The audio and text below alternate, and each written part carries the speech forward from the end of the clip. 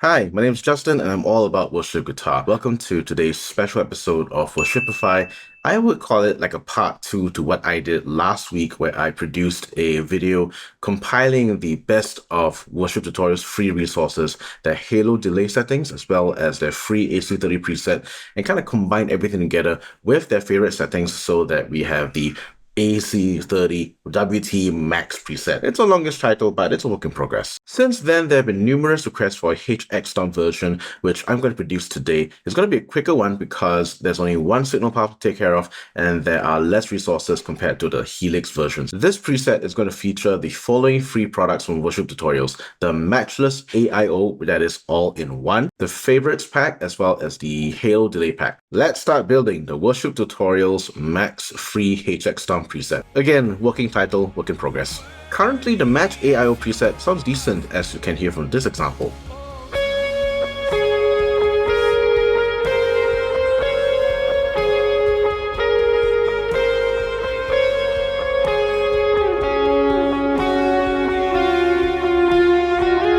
But like all Singaporeans, I want to squeeze as much value out of the preset as I can, so let's get cracking. If you want to follow along this preset build, go ahead and download the free resources that I've linked in the description box as well as the pinned comment. Import the free preset into HX Stomp as well as the favorites pack into your HX Edit software. Let's deal with the amp and cab first. Now right off the bat, I'm going to make some changes to the amp and cab because this is using the legacy cab system before 3.5. Now that we've got the new cab system, it's going to have a lot less DSP consumption. So we're going to have to switch this out. Let's go ahead and change this to guitar. I saved a screenshot of the previous amp settings, and so I can dial this in the same way as WT did.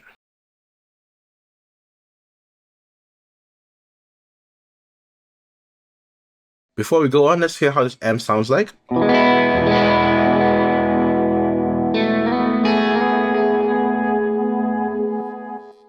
Turn down the mix.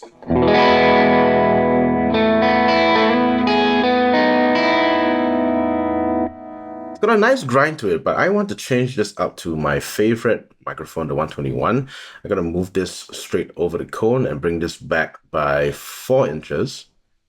Low cut, bring it up to 120 because we don't need all that bass information and boom. And with the high cut, I'm going to bring this down to 8 kilohertz because again, we don't need all that high information in the guitar sound.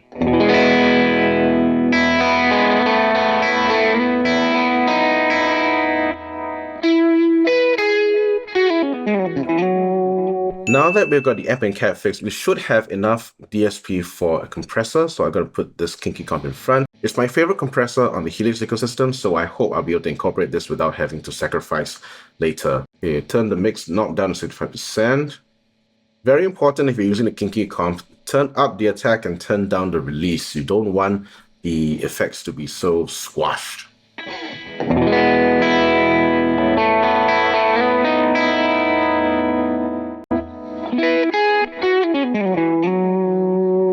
I love this sound. It's clean, it's focused, and it's pushed to the front because of that compressor.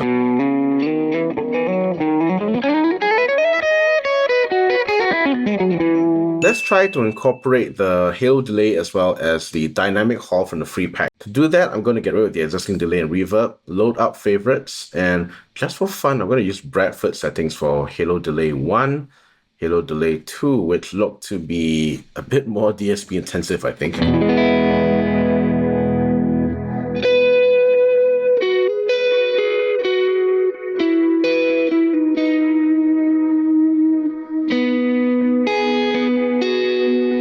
Got that nice full reverb tone to it. Now let's see what I can do with this. I can't operation fail due to DSP overload. Oh dear. I'm going to work backwards. I'm going to use the dynamic hall as a must. So I'm going to remove all these first and reassign them later. What do we get here?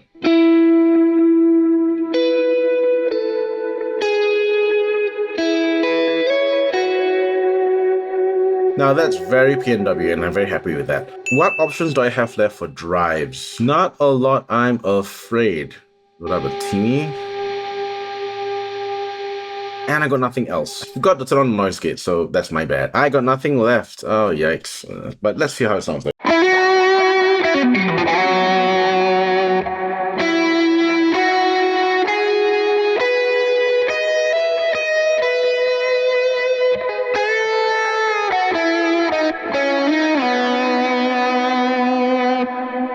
It looks like Bradford's delay settings are quite DSP intensive, so let's change it back to the not so DSP heavy version using the vintage delay and the dual delay, which I think is a lot easier on the DSP.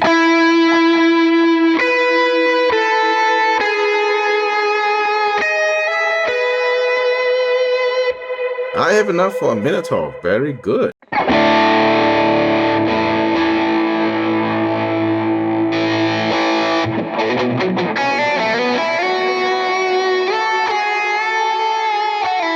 To make it quintessential PNW, I'm going to have to add in a .8 delay.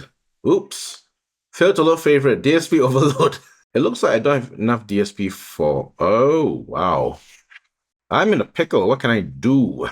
Okay, remove Minotaur. Could I possibly... So the Kinky Boost uses less DSP than the Minotaur. I guess that's fine. Now we've got enough DSP to add in a simple mono delay, which I think I'm just going to go with the simple delay. We're going to tweak this to be the main .8 delay. Let's see how this sounds as is.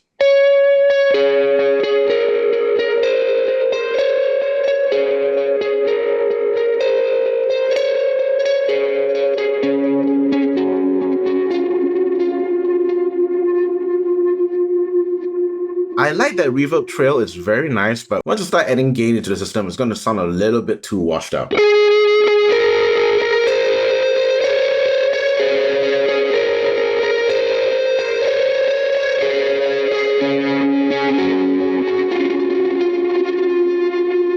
I could call it a day, but the one thing that's bothering me is that the reverb is a bit too big, and I don't have the options of like the Helix to have so many foot switches that I can control various parameters of the reverb. To overcome the technical issue of not having enough control with switches, I'm going to try something different. I'm going to create a split path for a parallel process. Split AB so that the delays don't get affected with the reverb and the reverb doesn't get affected with the delay.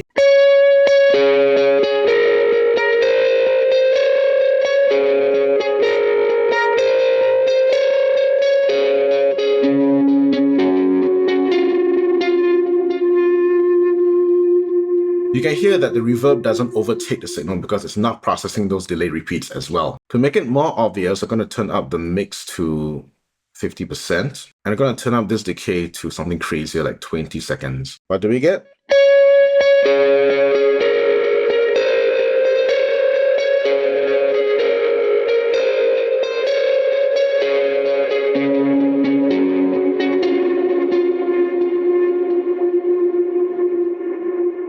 So you still get the huge reverb, but because the delay and reverb are now separate, the guitar now sits in front of that whole wall of sound. To lessen the reverb signal, we turn this towards the A path, which is the delay line, and less on the reverb path, which is the B line.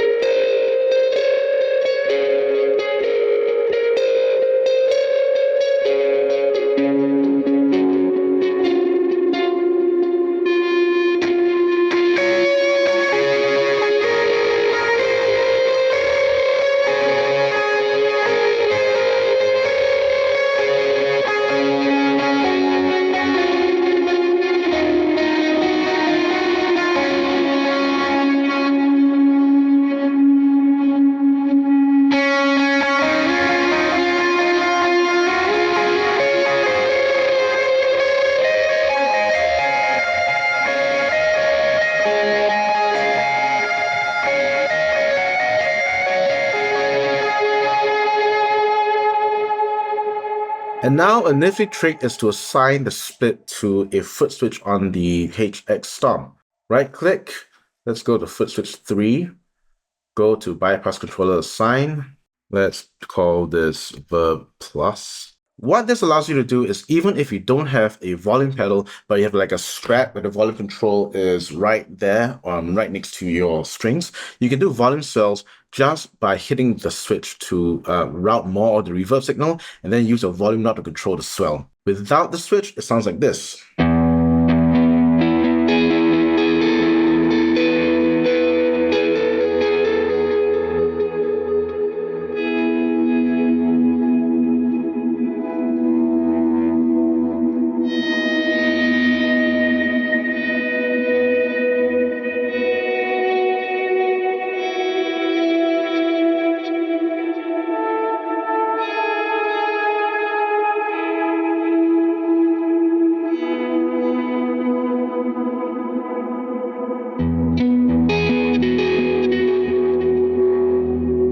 I hope you heard that over the video because this solves a big problem, especially when using ambient effects and snapshots. The usual wisdom is to have a big washy reverb on one of the snapshots, and then when you change to something else like snapshot with a lower reverb, that sound just cuts off very fast because you're changing the mix, you're changing the decay, you're changing the parameters on the reverb pedal, which is going to be instantaneous. With this method of changing the routing between a delay and a reverb path, what you're doing is you're only changing the relative mix control of how much signal gets sent to each of the paths, and therefore it's not recalibrating the reverb. When the reverb is not being recalibrated and recalculated, there's no sudden changes in the sound. More reverb.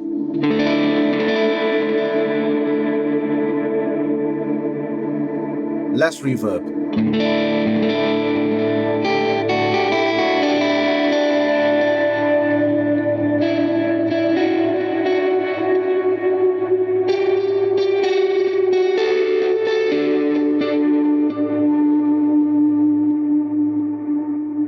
And there you have it, a preset that's been maxed out with the Worship Tutorial's free resources using the matchless AIO as well as the Halo delay settings and their favorite pack. If you found value in this video, like, subscribe, hit the bell icon, and head on over to my Buy Me a Coffee page where you can support the channel directly.